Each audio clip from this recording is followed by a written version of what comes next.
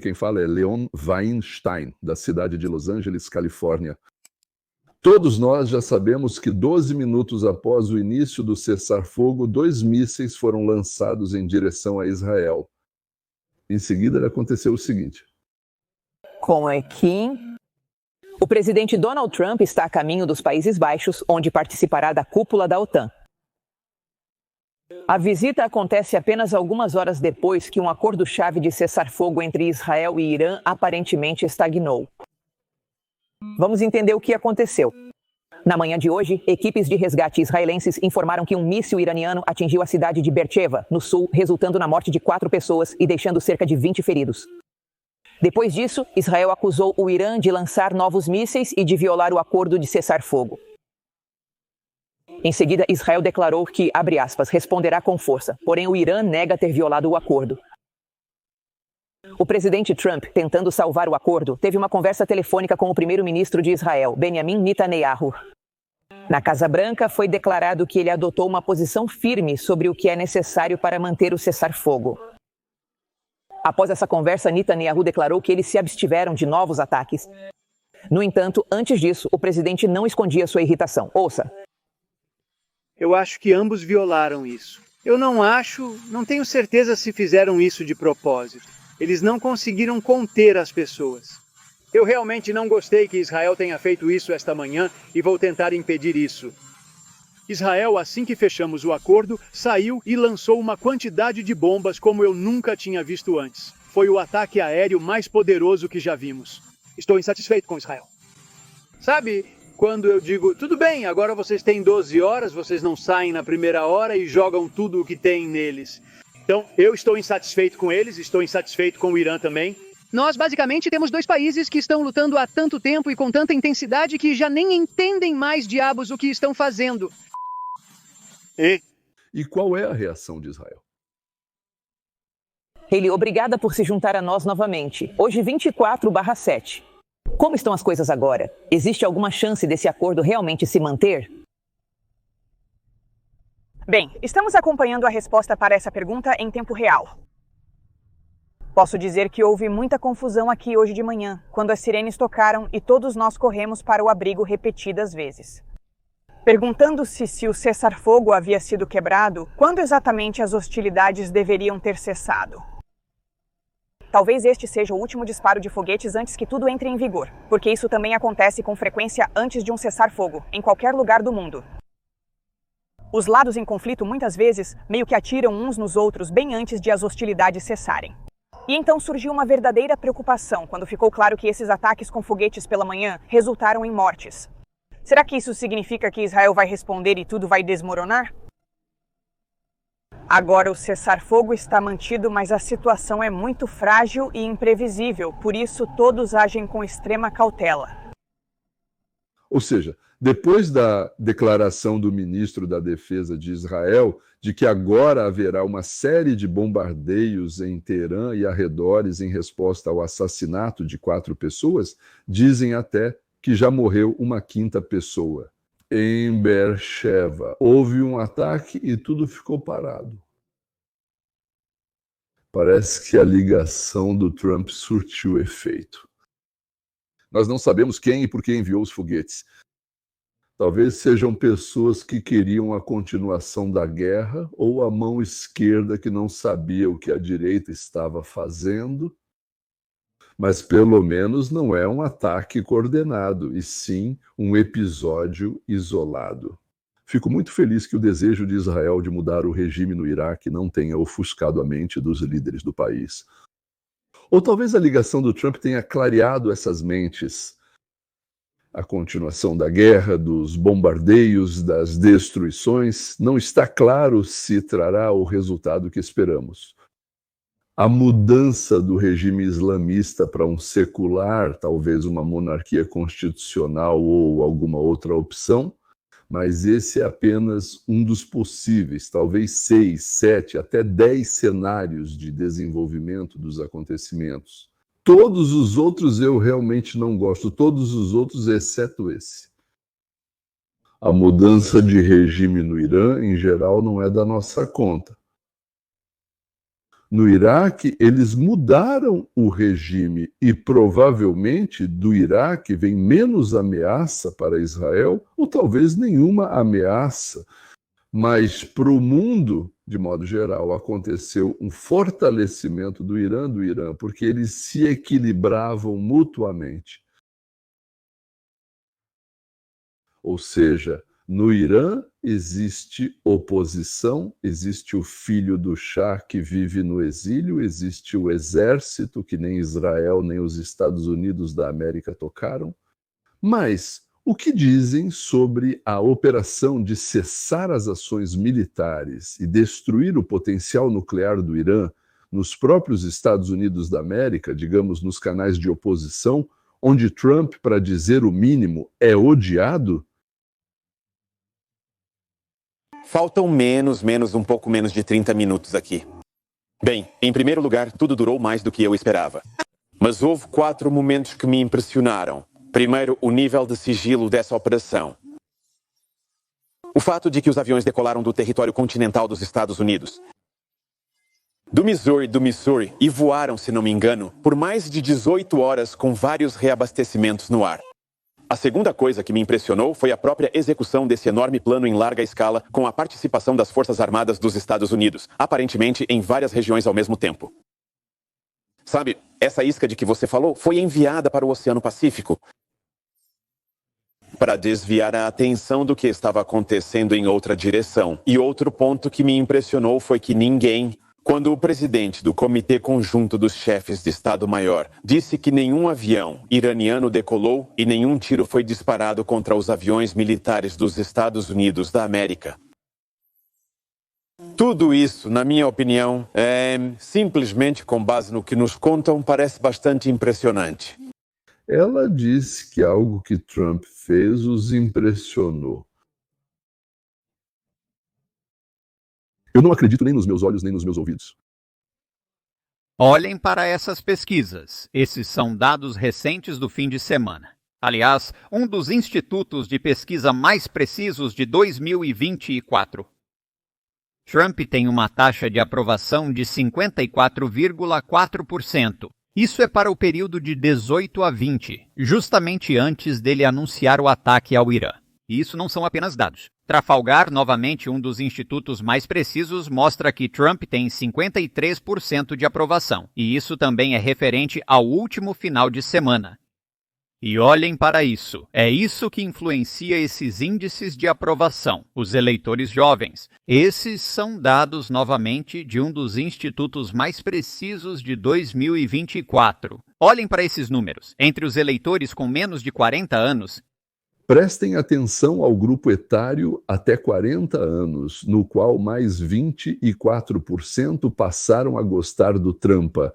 Agora, entre os jovens, 61% apoiam o Trumpa. Senhores, quando temos 51%, isso já é um grande negócio, como dizem, né? E 61% é simplesmente fantástico, fantástico. Especialmente nesse grupo no qual os democratas diziam: o futuro é nosso, a juventude está conosco. 61% passaram a gostar do Trump. Isso é inédito. Quando um presidente tem cerca de 50% de apoio, isso já é considerado alto, porque não é 50 a 50, é 50 a favor, 37 contra. O restante não faz a menor ideia do que está acontecendo no mundo ao redor deles. Bem, olhe para o apoio ao Trump. Ao vivo na sexta-feira. A pesquisa noturna da Rasmussen, em 18 de junho, mostrou um resultado simplesmente impressionante. 56% de aprovação, o que, novamente, está mais ou menos de acordo com outras pesquisas. E, para ser exato, 55,98%. E, novamente, não foi só a Rasmussen. O Insider Advantage deu ao Trump 54% de aprovação. Isso é 10 pontos a mais do que seus índices negativos. É interessante que essa operação e a atitude do povo em relação ao Trump possam ajudar a aprovar no Senado o principal projeto de lei sobre o qual todos dizem que, se acontecer em 26, os republicanos terão uma maioria significativa no Senado e no Congresso, e em 28, provavelmente alguém da equipe do Trump, indicado por ele, entrará na Casa Branca. Esse é o projeto de lei que muda inúmeros princípios implementados nos Estados Unidos por Obama, Biden e até mesmo Hillary. Bem, naturalmente, também pelo camarada Soros. E esse projeto de lei é uma grande e maravilhosa lei. Como diz Trump, isso é expulsar o socialismo, o globalismo e o sarazismo da vida dos Estados Unidos. Existe mais um motivo pelo qual a popularidade de Trump vai continuar crescendo, e esse é o mais importante de todos. Nós vamos nos manter firmes, sonhar alto, e nada vai nos impedir, porque somos americanos. O futuro nos pertence e nossa era de ouro está apenas começando. Uau! É um momento tão empolgante para se viver. Neste exato momento, a América está recuperando seu merecido lugar como a nação mais grandiosa, poderosa e próspera da Terra. Já temos tantos motivos para comemorar. Fronteiras mais seguras, eliminação, permissão para perfurar, perfure, baby e $1 trilhão em novos investimentos entrando na economia. Estamos à beira do que será conhecido como a época mais próspera da história dos Estados Unidos. Trump dá esperança à América, ele transmite uma sensação de confiança no futuro, confiança de que os problemas podem ser resolvidos e que eles serão resolvidos. Opções limitadas. Todos os seus representantes regionais, do Hamas ao Hezbollah, até mesmo os Houthis, opções limitadas. Todos os seus representantes regionais, do Hamas ao Hezbollah, até mesmo os Houthis no Iêmen agora parecem relativamente neutralizados. Neste momento, então as possibilidades deles estão muito limitadas. Eles têm alguns representantes no Iraque, então vamos ver o que vai acontecer lá com as nossas bases militares. E claro, há preocupações de que algumas células adormecidas possam ter passado pela fronteira sul devido à inação do Biden. Mas, até o momento, parece que o Irã realmente tem possibilidades extremamente limitadas de retaliação. Qualquer resistência adicional provavelmente levará a ainda mais humilhação internacional e ao regime. Talvez valesse a pena considerar negociações pela sobrevivência, já que ele foi completamente superado, por assim dizer. Mas de qualquer forma, acho que Trump demonstrou, não só ao país, mas ao mundo inteiro, o quão lendário é o nosso exército e, portanto, o quão lendário ele próprio é. No Irã, as coisas não estão nada boas. Já estavam ruins antes do ataque israelense e agora ficaram ainda piores. Afinal, a que isso pode levar? A economia do Irã está em sérios apuros. A economia iraniana está em profunda crise, e isso não recebe a devida atenção. Israel No fim de semana, atacou depósitos de petróleo iranianos e partes do maior campo de gás do Irã.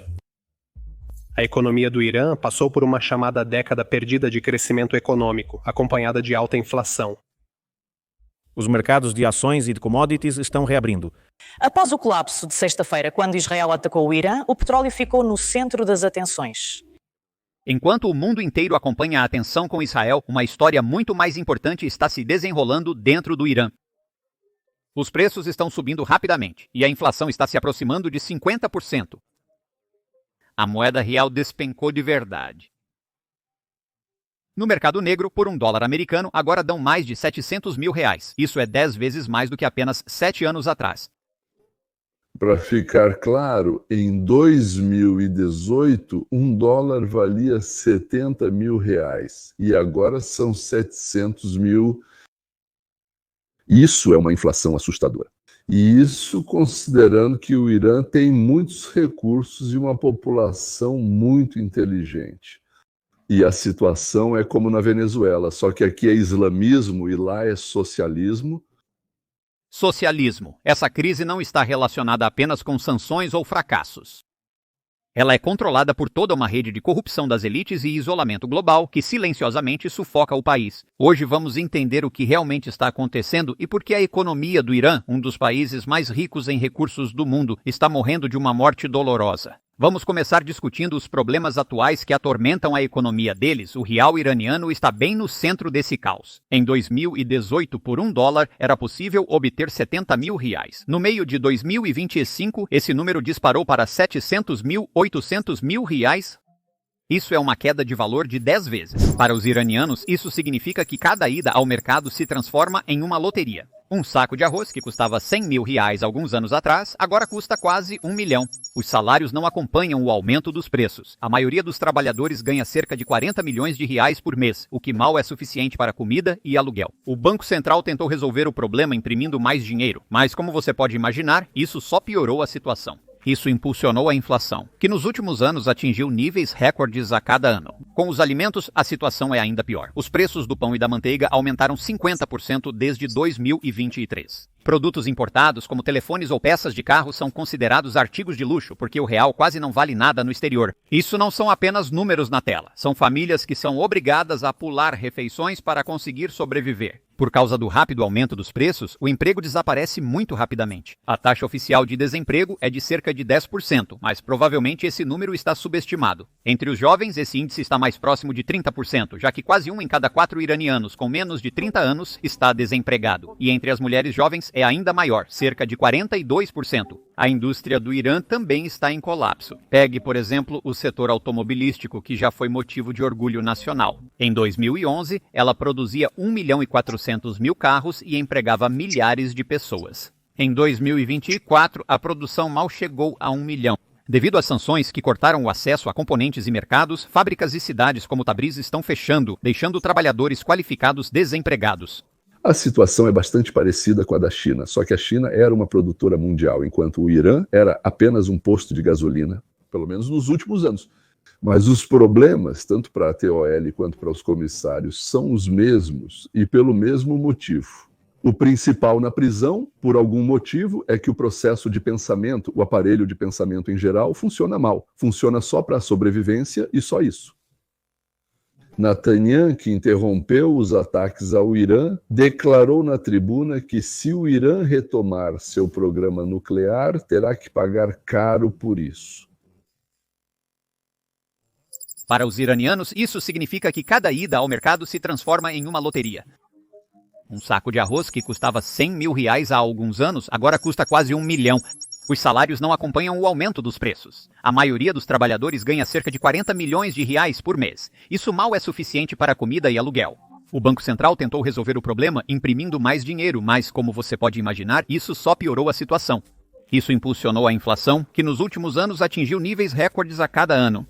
Com os alimentos, a situação é ainda pior. Os preços do pão e da manteiga aumentaram 50% desde 2023. Produtos importados, como telefones ou peças de carro, são considerados artigos de luxo, porque o real quase não vale nada no exterior. Isso não são apenas números na tela. São famílias que são obrigadas a pular refeições para conseguir sobreviver. Por causa do rápido aumento dos preços, o emprego desaparece muito rapidamente. A taxa oficial de desemprego é de cerca de 10%, mas provavelmente esse número está subestimado. Entre os jovens, esse índice está mais próximo de 30%, já que quase 1 em cada 4 iranianos com menos de 30 anos está desempregado. E entre as mulheres jovens é ainda maior, cerca de 42%. A indústria do Irã também está entrando em colapso. Pegue, por exemplo, o setor automobilístico, que já foi motivo de orgulho nacional. Em 2011, ela produzia 1,4 milhões de carros e empregava milhares de pessoas. Até 2024, a produção mal chegou a 1 milhão. Por causa das sanções que cortaram o acesso a componentes e mercados, fábricas e cidades como Tabriz estão fechando, deixando trabalhadores qualificados sem emprego.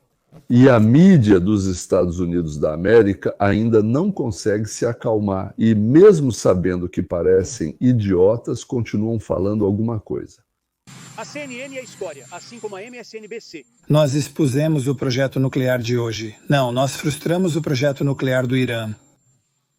Se alguém no Irã tentar reviver esse projeto, agiremos com a mesma determinação, com a mesma força, para impedir qualquer tentativa desse tipo. Eu repito, o Irã não terá armas nucleares. Do presidente dos Estados Unidos superando os ataques pessoais que o presidente fez contra. Esse é o resultado dos esforços políticos que tomei junto ao Exército de Defesa de Israel. É o resultado de esforços diplomáticos frutíferos que liderei com o ministro Derner, o presidente Trump e sua equipe. Devo dizer que Israel nunca teve um amigo mais fiel na Casa Branca do que o presidente Trump, e sou muito grato a ele por nossos esforços conjuntos. Isso tem um enorme significado para a segurança nacional de Israel, para a segurança de cada um de vocês, de seus filhos e netos, para o seu futuro e para todo o Oriente Médio. Nós destruímos a principal instalação de enriquecimento em Natanz, a usina de processamento de urânio em Isfahan e o reator de água pesada em Arak. Nosso amigo, o presidente Trump, se juntou aos nossos esforços de uma maneira sem precedentes. Por ordem dele, as Forças Armadas dos Estados Unidos destruíram a instalação subterrânea de enriquecimento. É interessante que os apresentadores sabem que nós sabemos que eles estão mentindo e eles sabem que nós sabemos que eles sabem que estão mentindo e mesmo assim continuam mentindo. Na verdade, quase ninguém mais os assiste, mas eles continuam e continuam. O que fazer? Mentir. Eu acho que tudo foi completamente destruído. Eu acredito que estamos aqui justamente porque aqueles pilotos, o piloto Bitva, fizeram um trabalho incrível. E você sabe, notícias falsas tipo as características de N. N, eles tentam, eles dizem eu. Concordo que isso foi destruído, mas talvez não desse jeito. Sabe o que eles fazem? Eles, na verdade, prejudicam ótimos pilotos que arriscaram suas vidas. Isso nós já ouvimos e, para ser sincero, já sabíamos há muito tempo. O Irã nunca vai restaurar seu programa nuclear. De lá, absolutamente não. Esse lugar está sob uma camada de rochas. Esse lugar está destruído. Os pilotos da Bitva fizeram seu trabalho. Eles fizeram isso melhor do que qualquer um poderia imaginar. Eles atacaram tarde da noite. Estava escuro, sem lua, e eles acertaram o alvo com cada um desses projéteis. E esse lugar não existe mais. Não há cicatriz. Mas quando eu passo a noite toda assistindo à CNN, eles tentam dizer: bem, talvez não tenha sido tão destruído quanto pensávamos. Foi destruído. Olhem para esses ataques pontuais e tudo ficará claro. Esse lugar não existe mais. E eu vou dizer, eu acho que devemos pedir desculpas aos pilotos da batalha. Eu acho que realmente devemos pedir desculpas. Eu acho que esses caras, esses canais de televisão e redes a cabo, são verdadeiros perdedores. Eles realmente são. Bem, e o que dizer? Lá estão nossos caras honestos com... Tudo bem, você está se juntando a nós aqui, Kate Baldwin, John Behrman. Você se juntou a nós. Com você, Kate Baldwin e John Behrman. E continuamos discutindo um desenvolvimento realmente muito importante dos acontecimentos nas últimas 48 a 72 horas, quando tudo aconteceu de forma rápida e imprevisível. E agora surgiram novas declarações do presidente dos Estados Unidos. Olhem, senhores, para as caras compridas deles. Olhem bem na cara deles depois de ouvirem que eles são mentirosos, dito diretamente durante o programa, durante uma transmissão ao vivo. Eles não podem fazer nada com ele, né? Que eles são criaturas vendidas, que são canalhas. Eles sabem que tudo isso é exatamente assim. Mas o mais irritante é que eles se vendem por trocados. O presidente está dizendo duas coisas. O presidente está dizendo duas coisas. Para o próximo. Primeiro, ele diz que não acha que Teremiria foi violada. Quando o outro jornalista perguntou a opinião dele sobre isso, ele respondeu: eu acho que alguns lados o violaram. Ponto. E está absolutamente claro que ele não está satisfeito com o desenrolar dos acontecimentos desta manhã. Mas agora ele está embarcando no Marine One, a caminho da cúpula da OTAN, na Holanda. E o presidente não sabe, o presidente dos Estados Unidos não sabe se esse cessar-fogo está em vigor aqui, se ele ainda está valendo. É aqui que estamos nesta manhã. Ele acredita que alguns lados o violaram. E você ouviu ele no final? Essas foram palavras realmente, eu acho, decepção tanto em relação a Israel quanto ao Irã, por causa do que aconteceu depois que o presidente condenou esse acordo. Dizendo que eles não entendem o que estão fazendo e que esses caras precisam se acalmar. Isso é um absurdo. Nós estaremos aqui. Hoje vamos voltar repetidamente a essas palavras e esperar por novas reações da região. Vamos chamar nossa equipe para cobrir o assunto. Ao vivo da Casa Branca está conosco a correspondente da CNN, Helena Tri. Jeremy Diamond está em contato de Israel e Fred Pleitgen também está trabalhando para nós esta manhã em Teherã. Helena, primeiro com você. Esse é um ponto de vista muito importante que o presidente Trump expressou esta manhã. Se não me exatamente. Eu acabei de estar no Jardim Sul com o presidente quando ele conversou conosco esta manhã antes de partir. Ele falou conosco, olha, ele está realmente muito irritado e, na verdade, francamente bravo. Eu preciso destacar isso. Eu passo muito tempo com o presidente Trump. Este é um dos momentos em que ele esteve mais visivelmente irritado que eu já vi. E está absolutamente claro que ele está bravo com os dois países, tanto com Israel quanto com o Irã. Nós perguntamos a ele se ele acredita que o regime de cessar-fogo está sendo mantido e preservado. Depois disso, vimos como se fosse um míssil, possivelmente lançado do Irã. E então, as declarações contundentes do ministro das Relações Exteriores de Israel, que disse que quer responder com toda a força. O presidente disse que acredita e espera que o cessar-fogo seja mantido. Depois, ele disse que, assim que terminar a conversa conosco, vai fazer algumas ligações para tentar parar isso. Foi uma citação direta. Ele disse, vou tentar parar isso. E como sabemos, Trump ligou. Bem. Em Israel, acho que Bibi, e talvez para alguém que está negociando com o Irã. Aliás, não está claro quem no Irã toma as decisões hoje em dia. O mesmo Ayatollah, outros Ayatollahs, o gabinete de ministros, o comandante-chefe de alguma coisa, se é que eles têm isso. Porque assim que ele era nomeado, os israelenses imediatamente o removiam. Mas o fato de que estão ocorrendo negociações ativas entre Irã, Rússia e China, e nós dentro das forças governantes do Irã, isso é absolutamente claro. E surge a seguinte questão. Pretty. Comentários bastante duros em relação a Benjamin Netanyahu. Infelizmente, parece que agora a situação se acalmou. Parece que Trump conseguiu convencer Netanyahu a desistir de continuar essa guerra, e se Israel recuar, o Irã também vai recuar, quem sabe? Mas ao mesmo tempo, eu realmente acho que essa é uma situação, não importa quem a tenha começado. De verdade. Colocam diante dos Estados Unidos uma questão mais séria. Se esses dois querem continuar lutando entre si, enquanto nós tentamos impedir isso. E sabe, novamente parece que o regime de cessar-fogo aqui realmente foi restabelecido e está funcionando. Mas se a situação sair do controle, em que momento... Estados Unidos da América, Paul. Vão basicamente dizer que não temos mais interesse estratégico nesse conflito?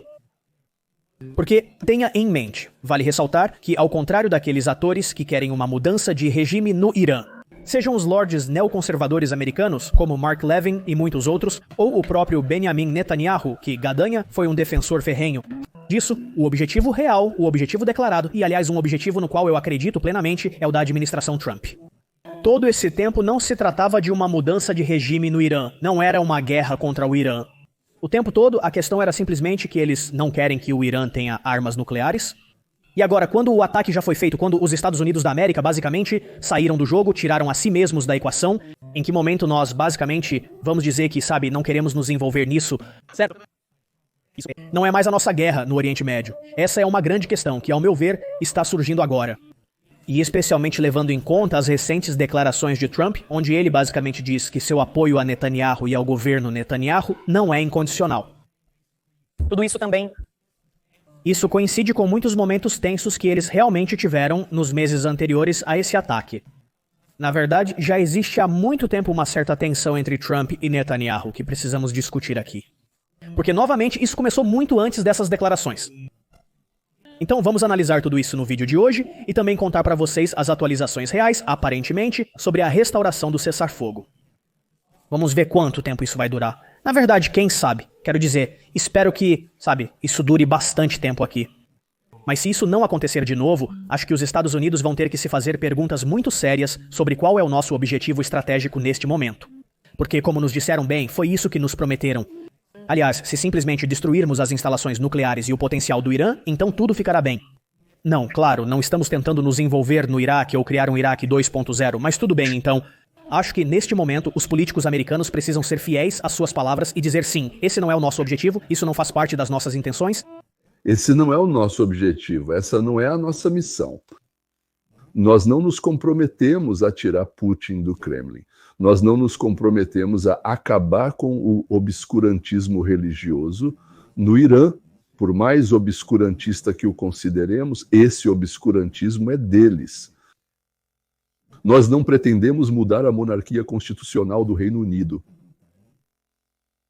Embora ela também cause surpresa e, em geral, risos, eu diria até... Um riso meio irônico. Sim, ou, por exemplo, não pretendemos expulsar os bandidos que tomaram o poder na Somália, em Darfur, no Sudão. Isso é assunto dos países e dos povos que habitam esses países. Nós não nos metemos com eles. Embora os americanos, os europeus, a história russa, por assim dizer, estejam cheios de intervenções com o objetivo de mudar o regime em muitos países. Mas o nosso presidente quase libertário se destaca nesse assunto? Quase. Notaram que eu disse sim. E dos antigos amantes de guerras por lá, de mostrar algo ao mundo, de impor ordem, de dar uma surra em alguma naçãozinha, se possível, tipo assim. No geral, não deu muito certo para o Vietnã, Coreia, Iraque e outras Croácias por lá. Nós estávamos sentados lá, tentando estabelecer a paz entre esses dois povos.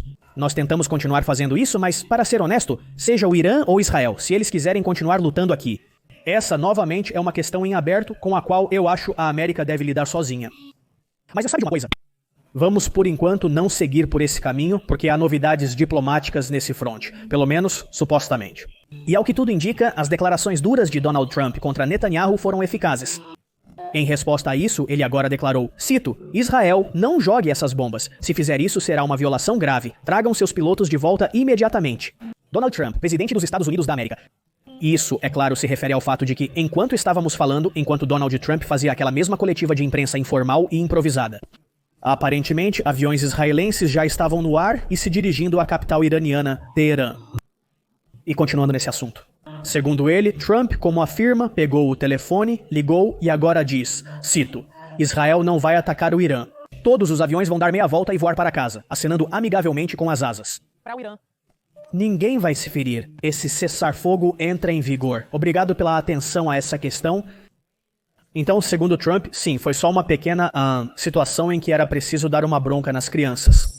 Certo, sabe? Ele simplesmente... Aliás, ele está absolutamente certo ao dizer que eles estão lutando entre si. Isso já acontece há muito tempo aqui, quero dizer. Praticamente desde o início da Revolução Islâmica, em 1970, certo? Esse conflito acontecia tanto formalmente quanto informalmente, e nesse caso, basicamente, ele teve que simplesmente dizer para os dois, parem com isso. Um país. O Paquistão enviou ao Comitê Nobel uma recomendação para conceder o Prêmio da Paz a Donald Trump. Interessante, será que o Irã ou Israel vão enviar um pedido semelhante ao Comitê Nobel? Eu realmente aconselharia Israel a fazer isso. Eu entendo perfeitamente que os israelenses estão muito chateados agora. Novamente, parece que a América não está deixando eles derrotarem o inimigo, mas a diferença entre as situações anteriores e esta é que a América acabou de fazer algo que Israel não poderia fazer sozinho. E agora a América está mais amigável em relação a Israel, talvez mais do que nos últimos 50 anos. Vale ressaltar que, segundo as informações, realmente temos relatos de explosões em Teherã, apesar da ordem de Trump para que Israel parasse os ataques. Então não está claro se essas informações, são confirmadas. Ensino médio, se foi algo diferente, se as explosões atingiram algum alvo, se foi algo demonstrativo, é difícil dizer com certeza, mas vale a pena mencionar isso aqui, certo? Você talvez veja um desdobramento em que ninguém sabe o que vai acontecer aqui, certo? Porque, de acordo com a mensagem apresentada aqui, houve explosões em Teherã na terça-feira. Apesar de Donald Trump ter declarado que Israel cancelou os ataques aéreos por ordem dele para preservar o cessar-fogo recém-estabelecido. Duas testemunhas, com quem entraram em contato por telefone na capital iraniana, relataram que ouviram duas explosões altas. A rádio do exército de Israel, o que é muito interessante, afirmou que Israel atacou uma instalação de radar iraniana perto de Teherã. Donald Trump acredita, assim como este humilde servo, que a maioria das revoluções, mudanças de regime, vitórias das forças do bem e da justiça criam novos regimes, que geralmente são piores do que aqueles que foram substituídos por essas revoluções. Bem, há muitos exemplos disso. Opinião pessoal, Donald Trump está certo nisso. Se a mudança de regime no Irã acontecer de forma natural, totalmente orgânica, pela vontade do próprio povo, então, obviamente, os Estados Unidos não terão que intervir muito para impedir isso. Mas eu acho que, ao mesmo tempo, vale a pena notar que vimos repetidamente no Oriente Médio e, aliás, em todo o mundo, como mudanças apoiadas ou impostas pelos Estados Unidos. A mudança de regime leva não só ao caos, mas muitas vezes a uma alternativa que acaba sendo ainda pior. Seja a situação no Iraque, na Líbia, talvez na Síria. No entanto, vamos ver no que isso vai dar, para ser sincero. Mas nessa região houve muitos casos assim. Sim, às vezes, sabe, a mudança de regime, claro, pode ser perigosa e é objetivamente sensato da parte do presidente Trump basicamente declarar que está recuando. E de novo, amigos, isso mostra que ele foi sincero quando disse que o problema dele não era com o próprio regime iraniano, mas apenas com o fato de o regime iraniano não ter armas nucleares. Esse é o problema. E é aí que vai surgir a discordância. Porque, aliás, é por isso que assim que Trump ficou satisfeito por ter destruído as instalações nucleares do Irã, ele basicamente disse: ok, os Estados Unidos vão embora, terminamos, não temos mais interesse nisso, vamos fazer um cessar-fogo, não vamos continuar atacando o Irã e assim por diante. O problema que ele vai enfrentar e o problema que, ao que me parece, ele está criando parte da tensão que você talvez esteja observando aqui. Além do fato de que Irã e Israel historicamente nunca se deram bem, a questão é que a posição de Trump é nenhuma arma nuclear, mas também nenhuma mudança de regime. O problema aqui e a fonte da tensão é que a posição de Trump contradiz completamente a posição do primeiro-ministro israelense Benjamin Netanyahu. E como eu já disse, na verdade já apontei isso antes, mas vou repetir mais uma vez. Vale ressaltar que para entender a política de Benjamin Netanyahu, você está lidando basicamente com uma pessoa que é um verdadeiro neoconservador original. Certo, muito antes de George Bush-Mladsky e de todo o resto, Netanyahu já defendia a mudança de regime no Irã, no Iraque. E mesmo se voltarmos à União Soviética, ele já faz isso há décadas. E basicamente, toda vez ele apresentava a mesma ideia principal. Ah, se o Iraque cair, isso será bom para o mundo inteiro. Isso vai parar o terrorismo e assim por diante. E o que aconteceu no final? Ele o tempo todo diz que o regime iraniano deve ser derrubado e coisas desse tipo. Então ouçam, para entender a diferença entre Netanyahu e Trump, aqui está uma seleção de discursos de Netanyahu de vários anos, que mostra claramente onde estão seus interesses políticos e qual é sua verdadeira motivação. Porque, na minha opinião, é importante entender isso em um contexto mais amplo de toda essa situação. Durante o primeiro mandato de Trump, eles tinham um relacionamento relativamente bom. Mas agora, a fonte do novo conflito é que Trump 2.0 e Netanyahu ocupam posições diametralmente opostas nessa questão. Certo, nós atacamos. E agora? Como devemos lidar com o Irã daqui para frente? Para entender isso, é preciso analisar a política de Benjamin Netanyahu. É interessante como os comentaristas nos Estados Unidos veem o problema de Israel e o conflito entre Bibi e Trump, que tem raízes em suas visões de mundo. Na verdade, Netanyahu, do ponto de vista de Israel, e Trump, do ponto de vista de uma superpotência, olham não para uma parte da ordem mundial, mas para o planeta inteiro. E seu principal representante, a Organização para a Libertação da Palestina, o terrorismo internacional, vai desmoronar. Se vocês eliminarem Saddam, o regime de Saddam, eu garanto que isso terá um enorme impacto positivo na região. Gostaríamos de ver uma mudança de regime, pelo menos eu gostaria, tanto no Irã quanto no Iraque. Agora, essa é uma questão prática. Onde é melhor começar? A questão não é se devemos remover o regime no Iraque, mas sim quando removê-lo. A questão não é se você quer uma mudança de regime no Irã, mas como conseguir isso. Existem outros países contra os quais você recomendaria que os Estados Unidos realizassem ataques preventivos neste momento? A resposta é categoricamente sim. 2 países estão competindo entre si. Quem chegará primeiro às armas nucleares são o Iraque e o Irã. Mas, aliás, o terceiro país é a Líbia. A Líbia está tentando muito rapidamente criar a capacidade para a bomba atômica. Então agora vocês têm 3 países. Todos juntos estão tentando impedir o avanço do Irã rumo à conquista, escravidão e terror.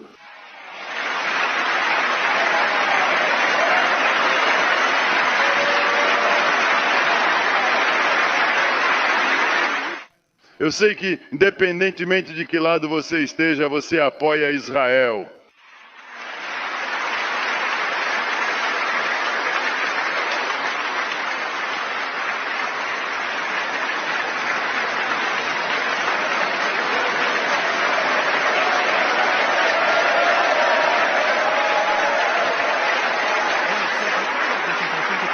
Certo, eu estou mostrando isso porque acho importante que as pessoas entendam.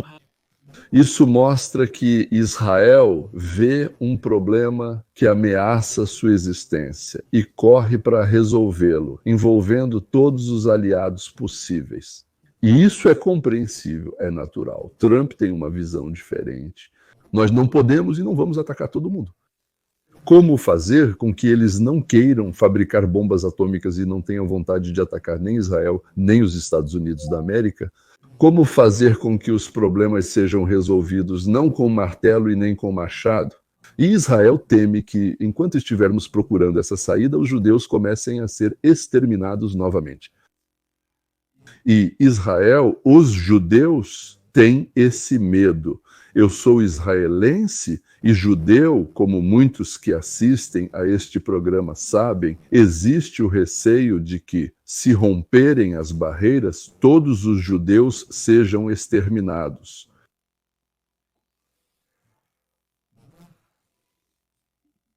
Como posso dizer isso com mais precisão? Já nos queimamos muitas vezes com leite. Naturalmente, nós assopramos até na água porque não sabemos se é água ou uma mistura inflamável. Porque temos medo de que, se perdermos o momento uma vez, Israel deixará de existir, mais 6 milhões de judeus morrerão.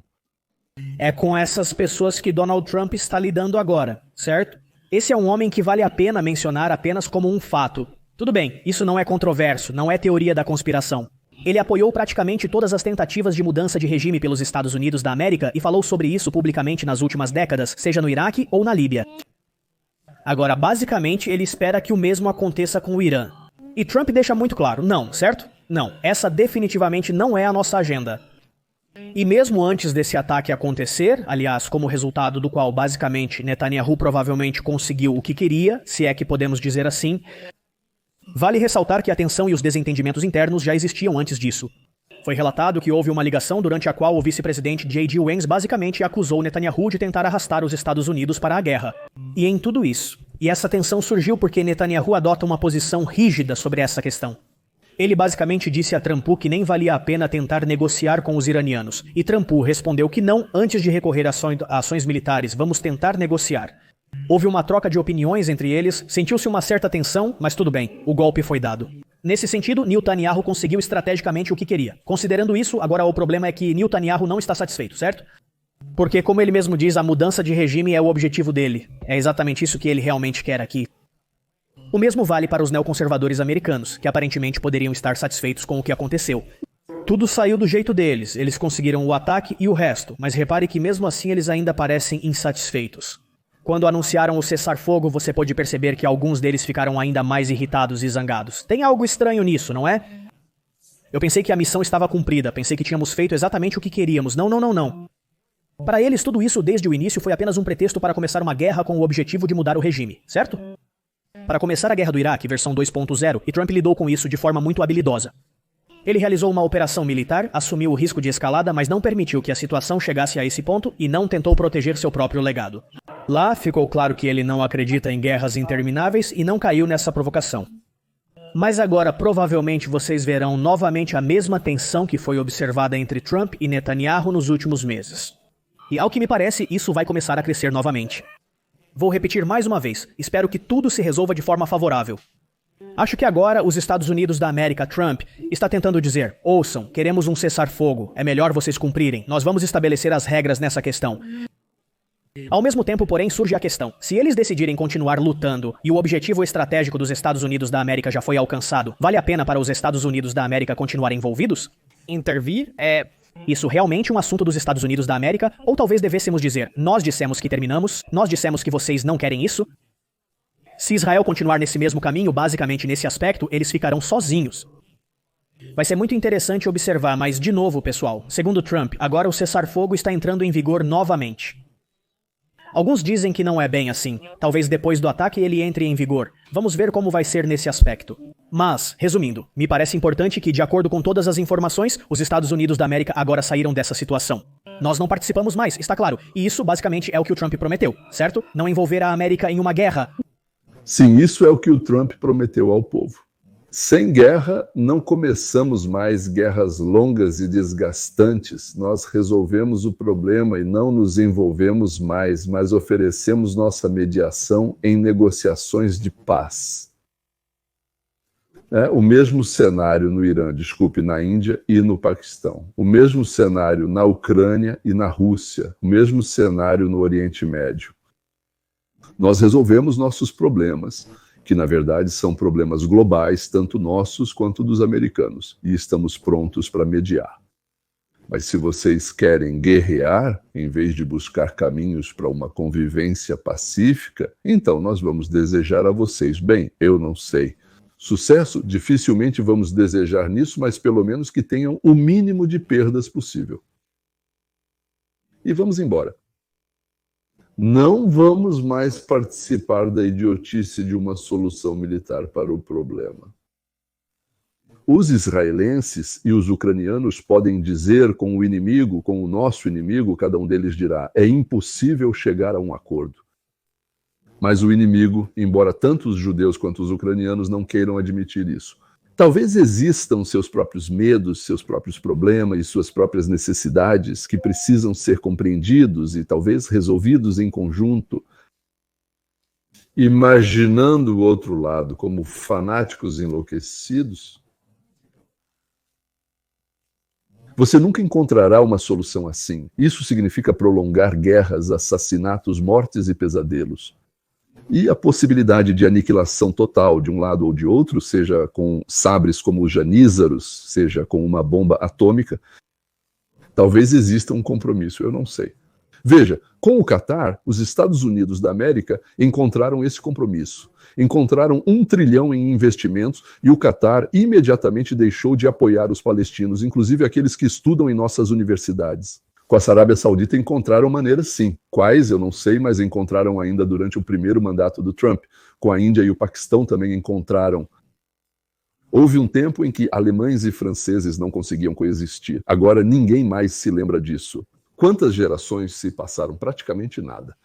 Ainda estão vivos aqueles que não suportavam os Bosch, agora ninguém mais se lembra disso. Se houver alguém na Casa Branca capaz de levar as partes ao entendimento, a compromissos, à resolução dos problemas, mesmo que exija algumas concessões mútuas, dança, alguma coisa, sei lá. Eu não vejo solução para o problema hoje.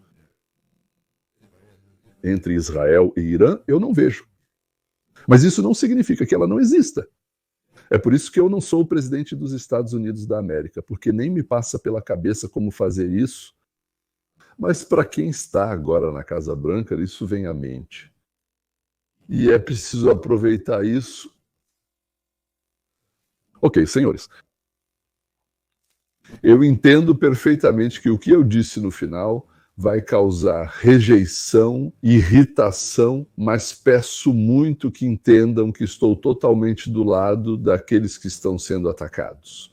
Tanto do lado ucraniano quanto do israelense, tanto do lado israelense quanto do ucraniano. Mas mesmo assim eu acho que devemos aproveitar o Trump, porque essa é uma chance única de encontrar uma solução para os problemas. Se vai dar certo ou não, eu não sei, mas não tentar não é uma opção.